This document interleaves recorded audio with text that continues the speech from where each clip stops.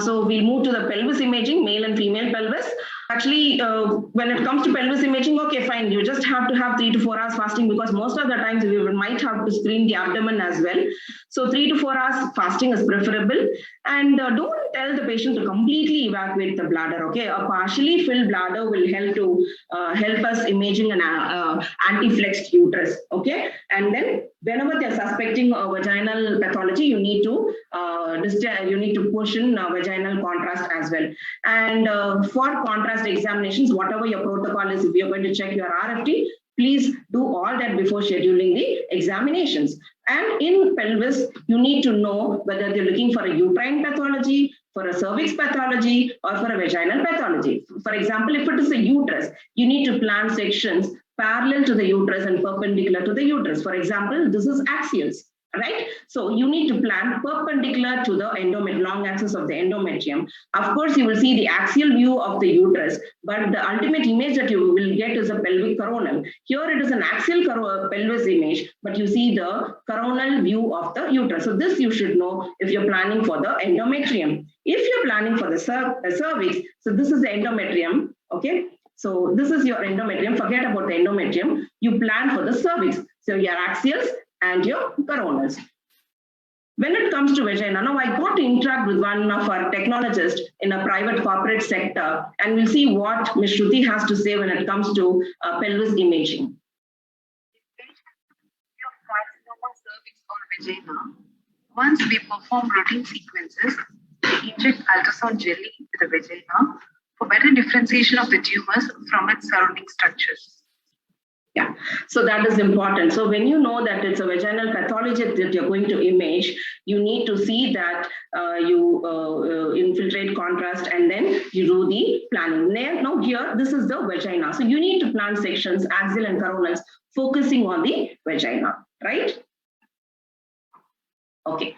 And then rectum in common, whether it is a male person or a female person, your planning plays a very, very important role. The sections must be planned along the long axis of the rectum, okay? Correct angulation will avoid partial volume artifacts, and also accurately it can evaluate the depth of the tumor. So if you see here, the images at the first axial image, now if you see the red one, no, the red lines, they are planned truly, but that is incorrect angulation because it gives a false impression that the circumferential resection margin, no, they say that, CRM, that circumferential resection margin is involved in the tumor. But when you plan it correctly along the axis of the rectum, you can see it is actually spare. So your correction or angulation really plays a matter when it comes to rectum. So what do you do in case of rectal pathologies if you're having an MRI where you're suspecting a rectal pathology? In case of rectal pathologies, we distend the rectum with approximately 100 to 150 ml of ultrasound jelly mixed with normal saline and perform MR imaging. Okay, now why is this rectal contrast important? Now if you see here, this is with the rectal contrast and with intravenous MRI contrast, that is a gadolinium-based contrast administration. Why? Because, see, basically you cannot comment about the wall thickening, okay, unless you distend the rectum. Adequate rectal distension is required so that the tumor size, the extent of the tumor can be adequately evaluated, and small tumors or lesions also can be missed out, and wall thickening can be missed out if it is not distended. Okay, and particularly the rectal contrast is required for loco-regional staging of the carcinoma, the mesorectal fascia involvement. So you need to distend the rectum, and sometimes because of chemotherapy or radiotherapy, there can be complete closure of the mucosa. In such cases, a catheter placement will help to determine the internal or the external opening. Fine.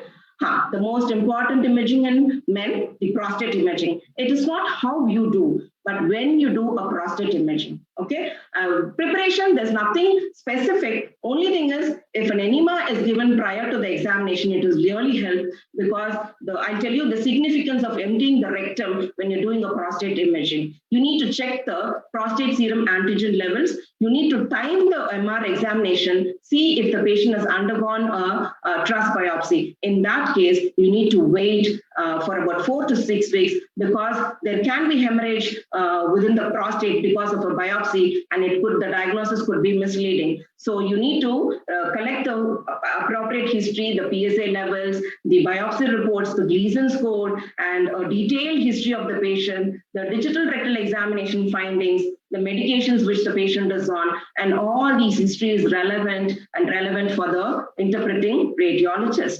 Okay, and so this is what I said, when to do a prostate examination. You need to, as per the PIRADS guideline, you need to wait at least 6 weeks or longer following a biopsy, right? And the dictum says that you need to have 3 millimeter slices, 0 spacing, and a shorter FOV. It is strongly recommended that you follow the same parameters for T2 weighted images, diffusion weighted images, and your dynamic contrast examination. Of course, your dynamic contrast examination will be a 3D weighted sequence. Okay. Now, planning is very, very important. Again, this oblique planning. You need to have the bladder as your landmark. Okay, so the base of the bladder will be your landmark, and you need to plan sections. Axials will be parallel to the base of the bladder, and coronals will be perpendicular to the base of the bladder. And it has to be short FOV, high resolution images. Okay. And when it comes to mammo, I said perfusion is the gold standard. Similarly, when it comes to prostate, diffusion is the gold standard. Your diffusion restriction is really going to tell you what the diagnosis is. So you do 0. And when it comes to body imaging, we do with a B factor of 500. But when it comes to prostate imaging, you need to do at least 1400 B factor, because it is mandatory that the B factor is more than 1000, because the restricted diffusion from a normal prostate and a pathological prostate is very, the diffusion restriction is very subtle signal. So to accentuate the difference between the normal prostatic tissues and the abnormal ones, you need to increase your the B factor. So preferable is 1400 seconds per millimeter. Now, when you increase the B factor, the images are going to be grainy. So obviously, you need to increase the signal averages. Yes, the diffusion will take time. It is going to run for minutes. That's okay, fine, because that is the gold standard in prostate imaging. So don't compromise on the timing when it comes to diffusion imaging in prostate. Most important, your ADC is very important. ADC calculation is very important, because the exact ADC of a lesion is inversely correlated with the likelihood of a malignant lesion. Okay. Now here I said an enema is preferable just before the examination. That's the only preparation that is required. I'll now see the first row of images. The rectum is fully loaded. Okay, so your diffusion is actually, there's a lot of distortion away in the diffusion, but when the rectum is empty, so a mild enema will be advisable, or if the patient evacuates just before the examination, it will be really helpful, because diffusion is very informative. Okay, and when you're doing a contrast, okay, so when you're doing the contrast, that is, you do a perfusion, right? When it comes to perfusion, you do multiple phases. You do that same lava sequence or wipe sequence or whatever it is, but that is not important. What I'm trying to say here is the number of phases that you choose, the timing of your acquisition is very important.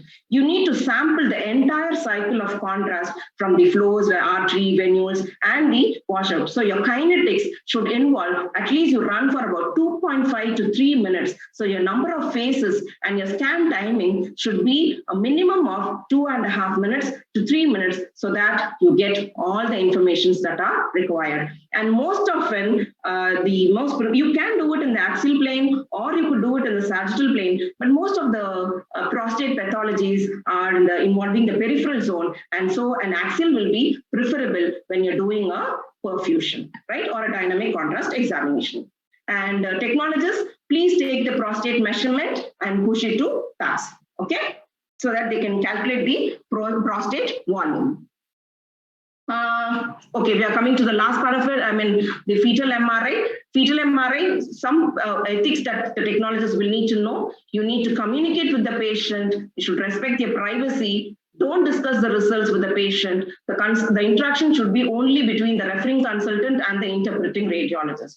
And what the technologists need to know when it comes to fetal MRI is SAR. The most important component is specific absorption rate. Definitely, HASTE is the sequence that you do in fetal MRI, but at the same time, it is found to deposit higher SNR and more tissue heating when compared to other sequences. And SAR increases with the increase in number of sequences. So you need to do judiciously. And the planning for the CNS pathologies, when it comes to the brain, it is like how you plan an adult brain, parallel to the corpus callosum, perpendicular to the corpus callosum. But if it is going to be some abdomen pathologies, you need to plan sections to the long axis of the spine. So your axis will be perpendicular to the long axis of the spine and parallel to the long axis of the spine for your coronal imaging. So this much, if you know, it should be fine, but keep a watch on your SAR limit.